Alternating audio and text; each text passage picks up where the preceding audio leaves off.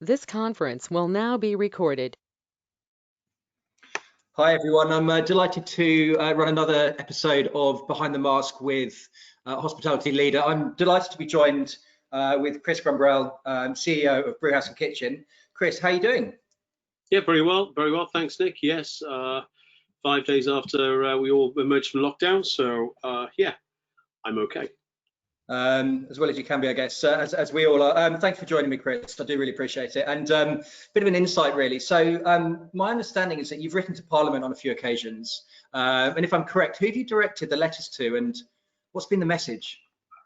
I think we've kind of been on their case from day one. We write to every single MP that we have, covers each one of our pubs. Thankfully, where I live as well, it's the same constituency as one of the pubs, and I think it's really we've jumped on every opportunity really from day one in terms of business support, in terms of caring for our teams, the rules. So I mean, really for us, we made a decision now, and I know some companies aren't very comfortable with it. I think particularly the larger companies seem to back away from the more direct confrontation with MPs. That's partly, I guess, because I suppose we can make that decision. We have very, sort of very flat structures, and we're kind of, very small hierarchy. So, and also I think sometimes it comes across a lot better from a smaller company than maybe a bigger company, who quite often there's less sympathy for. So I've worked for 20 years of my life for big companies, so I get it, and I know where they're coming from as well. But yeah, I mean, we've been on it pretty much from day one. I think the key standout stuff for me where we got particularly animated with government was firstly over the curfew, which resulted in me having a meeting with my local MP, who's also the MP for our biggest unit. We got pretty animated and quite directive towards the takeaway beer issue, which we jumped on extremely quickly after that was announced, and we were quite active, and we also managed to rally a lot of support from customers. We were working very closely, particularly on the south coast, with the regional camera guys who did a great job down here. In fact, the membership of camera did a great job. So yeah, I'm complaining just about everything really, and it's important to keep going. I think it's very easy to sit back and allow the trade bodies to do a lot of the heavy lifting. What we're seeing, I think, right now is that the relationship has changed in terms of what we're seeing with the trade bodies. You can see the frustration and the anger starting to emerge within our trade bodies, and the real frustrations that clearly they're not being listened to by some of the nutty things and some of the bad communications coming out from government. You get a distinct sense that it went from being fairly well informed and very collaborative that we saw on the emergence of the first lockdown. There's some fairly sensible and workable practices being put in place that we felt, and clearly the stats were showing that weren't making a contribution. We weren't making a major contribution to infection, to almost the steering wheel being taken away, and in now being very much in the hands of the Public Health England. I think I've had a long-term big issue with our trade anyway, and maybe seeing the moment of opportunity for them now to really bear down on us, but also some of the scientists. We were hearing back in the early September period that from Chris Whitty and Patrick Vallance that there was always going to be this trade-off. And if you remember back to that September period, they said not everything can coexist. You can't have going back to school, you can't have retail, and you can't have hospitality. So for me at that period, one got this sense of foreboding, I guess, at that stage, that they were going to come after somebody, really pretty much as a gesture. We know that the curfew was a symbolic gesture. We saw the email that was the internal memo that was printed in the Sunday Times about the curfew being symbolic and low cost to governments, but that send a clear message. It did absolutely nothing. I happily argue that the curfew drove up infection, didn't drive it down. It made no difference. In fact, made it worse in Belgium, which was the early. And the government have a habit of picking on another country, assuming they're all dimwits, and we don't actually have our own research and our own resources and our own experiences of working in other countries. They pick these things out, like the curfew, and Belgium was cited to us, and very recently, we'll come on to it later on, about the dodgy dossier around Asia, and I know we're going to talk about that later on. So I think for us, it's about really throwing your weight behind it. It does make a difference. It's definitely made a difference. The noise that we made around takeaway beer, that was a really good example of Yeah. having joined up media approach, getting lots and lots and lots of letters. We overwhelmed that particular point. Good. I mean, the second I heard about the takeaway beer, you know, obviously knowing you guys quite well, immediately, you know, being brew pubs, I thought, oh mate, that's really that's going to be a tough one. So no, fair play for standing up for first yourself and the industry. It's I suppose it's one of those occasions. But what else can you do? It's not big money for us, though, Nick. That wasn't big money. Do you know the guys that helped the most is the micro pubs, the guys who don't do food at all. So they're sat on this beer stock. They've got beer in their fridges. We need to recycle cash to get reopened again. And the bit that really angered me in the post is the way that I mean, you know, we'll survive it, and you know, we've got a little bit of money in the bank, and we work quite hard, and we got you know, we've got ourselves fairly well prepared. We're finding this emergence from lockdown very difficult, as I'm sure everybody else is. But what I felt sorry for, these kind of, we've got some amazing sort of small micro pubs out there that don't have the big food offer. They just about kept going to pay their bills, not salary themselves in any way, shape, or by that little bit of beer takeaway, clearing down stock, turning it back into cash. And they were just tossed aside as if you're going to stand there, get your fish and chips in the pub, and then go walk around a co-op. And we all know how the supermarkets have fared in terms of infection. It's been shambolic. So I think for us, it was quite an important point that we needed to battle with. It's no, fair play, and hopefully, you know, those microbreweries are coming through the other side and have got good times to look forward to. But, yeah, it's a tricky one. It's probably very bland way to say it. So my next question, I'm going to kind of combine the supportive work from business leaders. I think is kind of key, and looking after the small guys, having that credibility is great. But other operators, Kris, in a similar position to yourself, what individual insight would you give to provide that survival line and industry support, which are obviously quite key right now? And the other aspect to that question is, do you see any trading restrictions coming anytime soon? What's the insight there, Kris? Oh, God forbid we don't get any more restrictions than we've already got. I think the government need to be prepared, as they were with the takeaway beer thing, to continually look and to finesse some things out of learning. I mean, to give you a good example, I was in a pub last week and we had a regular came in who, you know, is a widower. He's a guy on his own, comes in, has a pint, reads a paper, you know, and he can't afford to eat in a pub. But, you know, the only thing that's keeping this guy going is being able to sit in his local and have a pint or two of beer. So he's been locked out. Now this guy sits on his own. He reads his paper. He doesn't interact with anybody else. So there's an easy tweak to say, look, if you come in on your own, you're possibly, you know, you could arguably say, well, if he's elderly, he should be shielding. But actually, the pub is his life. Those 2 or 3 days a week, he nips in, has a couple of pints, sees the staff, doesn't necessarily interact with anybody. He wants to sit there, take in the world, read the paper, walk his dog. You know, why can't he do that? You know, and I think there are some sort of adjustments like that, whether they pick up on those things. Can they make life any more difficult? No. I mean, we had sites pre the lockdown with tier 3. Tier 2 was bearable, but not fantastic.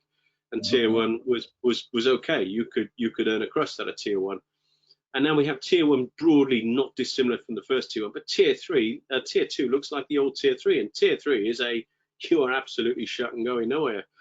So it is extremely difficult, and you know, it's not rocket science when you to us as operators when you're arguing with politicians, but yeah, they have no idea. Where the amount of politicians that say to me, but you've still got the VAT discount and you've still got the business rates. Well, like I said to one politician 2-3 weeks ago now, the secret's in the name of business rates. I need to be in business to pay business rates. It means nothing, the benefit to me. Otherwise, I am closed.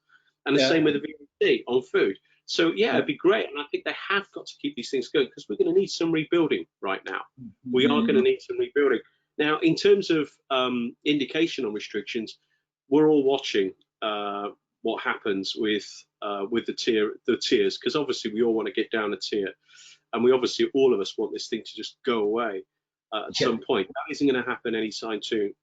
They've made that clear. But I saw a very interesting email from one area that we've been hopeful within the kind of the scope of our business that could go to tier 1. It was from a local MP who's quite anti. He's a Tory MP, but he's sort of fairly anti everything that's going on right now. He's voted against the tiers. He's voted against curfew. He's voted, you know, he's kind of on side with trade to a degree. He's a bit of a protagonist. I won't name him, But he made a very interesting point Oh, in terms of the relationship with the local authority okay. in this email, to say, I would like this area to go down to tier 1. I would like to see this. I would like to see that.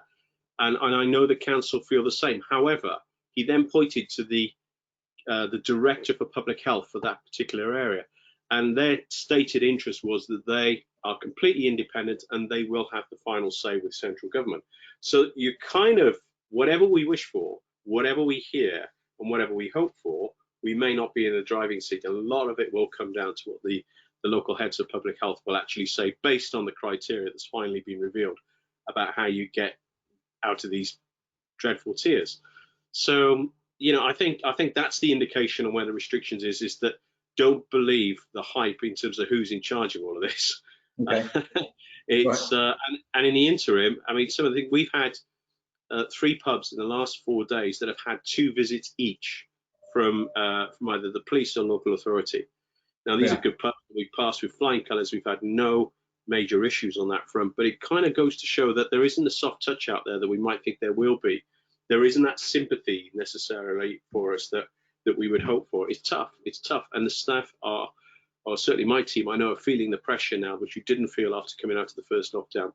They're tired. They're having more than their fair share of confrontations with guests who are trying it on at the door.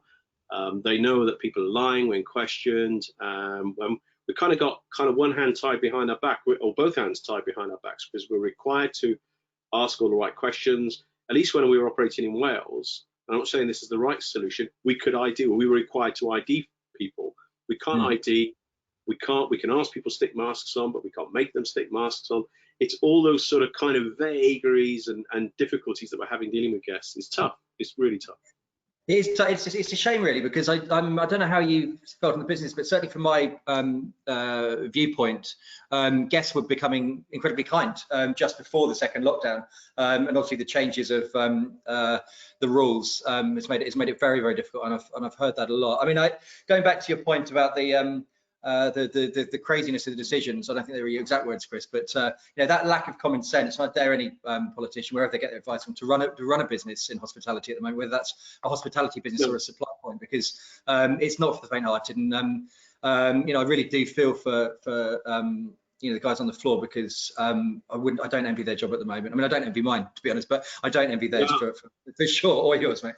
Okay, right. So I'm going to not really structure this question in a particularly good way, but I am going to say a couple of words that will trigger your answer, which are COVID dodgy dossier, and care to elaborate the suggestion that we learned from Kris. What's going on? What we're seeing right now, we've seen it for some weeks actually, and you know, I remember listening to George Eustice one morning justifying the curfew. These guys are just dreaming stuff up, and they are putting together various kind of, they're hypothesizing about how things actually work, instead of actually taking the time out to understand how things actually really work. And I think what we were all annoyed with is we were promised to get this sort of evidence, or we had this explanation document that was issued, I think, 2 weeks ago on the Friday night, and you read it and it was the most preposterous piece of rubbish around making comparisons with how things work in Asia. Now, I was very lucky. About 20 years ago, I had a job for 2 years working for Scottish and Newcastle International, the beer export team. We were building bars and pubs in foreign markets on joint ventures and franchises. So I spent 3 weeks working in China, and I've been to Japan, and I've been to Africa, and in the pub sector. So I've seen it from the business end of what it's like to work in the hospitality trade, as well as the sort of the public or the guest facing part of that. It's completely different. We have a unique model. We have the most highly developed on-trade model in the world. We have some of the most sophisticated pubs in the world. We have the beer garden culture. We have the country pub. Why are we making comparisons with karaoke bars in South Korea against the pub sector?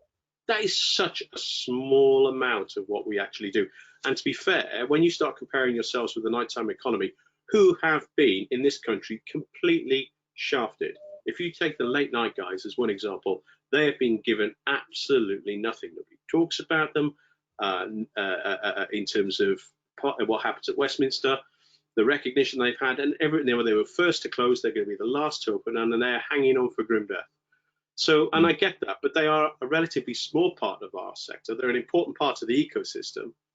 One tends to think maybe there is some kind of public health conspiracy there to sort of finish them off because they're perceived as being not ideal. But for me, they're absolutely essential part of the hospitality ecosystem, as you call it. But coming back to that dossier, it was a load of, without going into lots of detail, really poor comparisons, gave us no recognition for all the measures we've taken, gave us no recognition for the completely different way in which a pub customer uses a pub within the UK market versus they might do in downtown Singapore on Clark's Quay or in downtown Seoul. It was absolute cobblers. Now, that was designed, I think, to gaslight the public and to justify the decisions. And once again, it shows this kind of contempt that they have for the understanding of our own business. So I thought it was very important, not just to say that it's rubbish, pushback, but to brand it in such a way that I felt would be uncomfortable for politicians and for them to think twice before they just throw complete and utter tosh out into the public domain to try and vilify us. You know, I think it was around the same time, or maybe even the day before, the infection rates were released for the supermarkets by comparison, you know, which showed again, once again, just reaffirming the same public health's own data showing that we are not the big problem out there at the moment, but they've got to find one big lump, one big sector they can toss on the fire.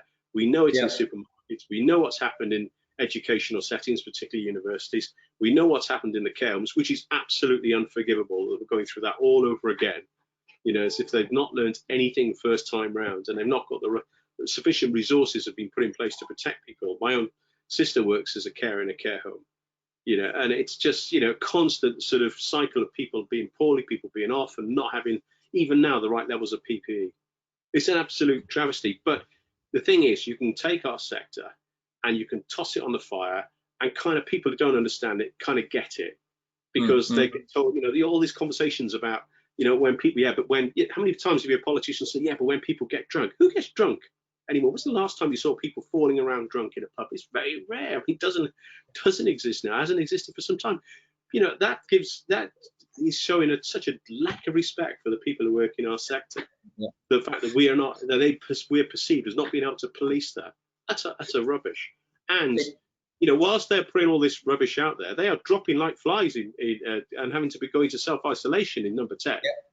You know, they're completely incapable of actually controlling it under their own noses. Do you know what? There's a huge amount of. I think you're a good bloke, Kris, because I think you've used word like cobblers, tosh, and rubbish, and I'm pretty sure we could use slightly stronger words because it is an absolute joke. You know what? And I draw reference to one of the conversations I've had in this series Behind the Mask, which is, you know, hospitality is part of the solution, not the problem. And it's been it's just been ripped apart a little bit, but that's the challenges that are ahead of a lot of people at the moment. And no, for the campaign work that you've done, hats off, Kris, and for everyone that's sort of, you know, supported the industry bodies. I think it's really, really important. And fingers crossed in the next couple of weeks that a couple of the decisions are turned around. But I suppose let's look at worst case scenario and get on with it. I don't think there's another way to play it, really, is there? No, we're not. I mean, you know, taking the analogy, and instead of actually trying to get us to look at ourselves and sort of do this piece of self-analysis to why we've not been able to match Asia. What politicians need to do is look at Asia, look at their complete and utter failure to adopt a credible track and trace system from day one, not to be testing as soon as it happened. You know, I think Sacha Lord in Manchester summed it up brilliantly on Twitter the other week by talking about the fact we didn't close our borders, we didn't test, we didn't put track and trace in place. No, we were washing our hands and singing happy birthday twice. That was the sum total, and Boris is running around shaking people's hands. You know, we were late to the game. We've got the second highest death rate in the world. Let's not, you know, these are the facts as they stand at the moment. And I tell you, if this is a balanced scorecard in my business, certainly be losing their job. Yeah. Thankfully, it isn't.